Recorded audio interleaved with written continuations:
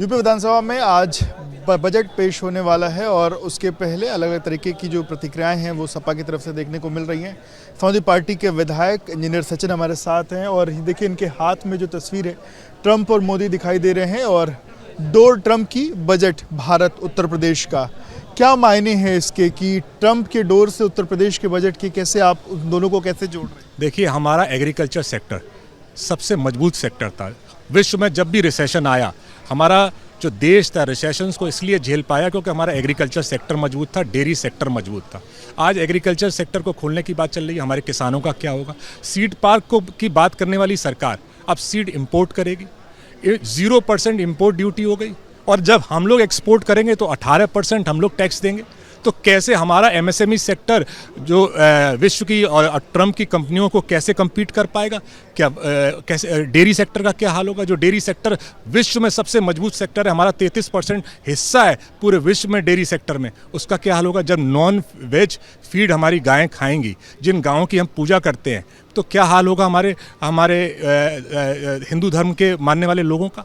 तो ये सब ट्रंप के प्रेशर में बीजेपी सरकार झुक चुकी है। आपने देखा पिछले आंकड़े क्या हुए, 8 लाख करोड़ का बजट आपके सामने लेके आए थे, 60% से ज़्यादा बजट लैप्स हो गया पीडब्ल्यूडी विभाग में।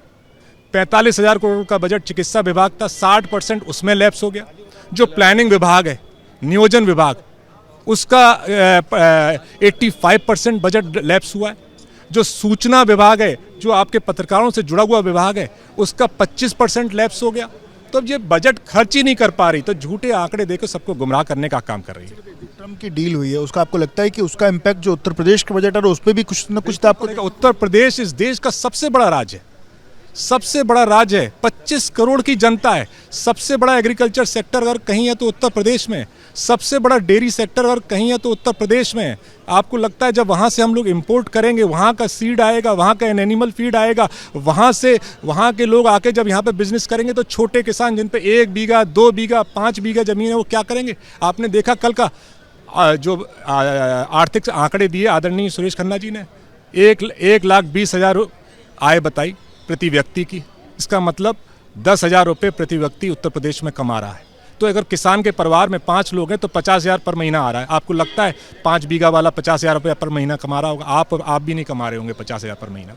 तो ये झूठे आंकड़ों का बजट है, ना ये कोई सर्वे करते, ना कोई इनका सर्वे का विभाग है। बजट आ जाने देते तब आप लोग विरोध करते, बजट के पहले इस तरीके? नहीं, हम तो पूरा आज ही बता रहे हैं आपको। पुराने आंकड़े तो आपके और हमारे सामने है ना, 25-26 के आंकड़े तो हमारे सामने है ना।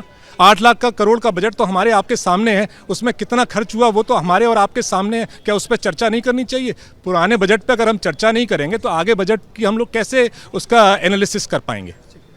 आपने सुना इंजीनियर सचिन को, इनका कहना है कि पुराने बजट जो हैं उसमें अधिकतर ऐसे विभाग हैं जिसमें जो फंड हैं वो खत्म नहीं हो पाए और आज नया बजट ले आने वाली है सरकार और जिस तरीके से यूएस का जो ट्रेड डील है उसका काफ़ी बुरा इम्पैक्ट उत्तर प्रदेश के किसानों पर भी और उत्तर प्रदेश के लोगों पर भी पड़ने वाला है, ऐसा उनका दावा है।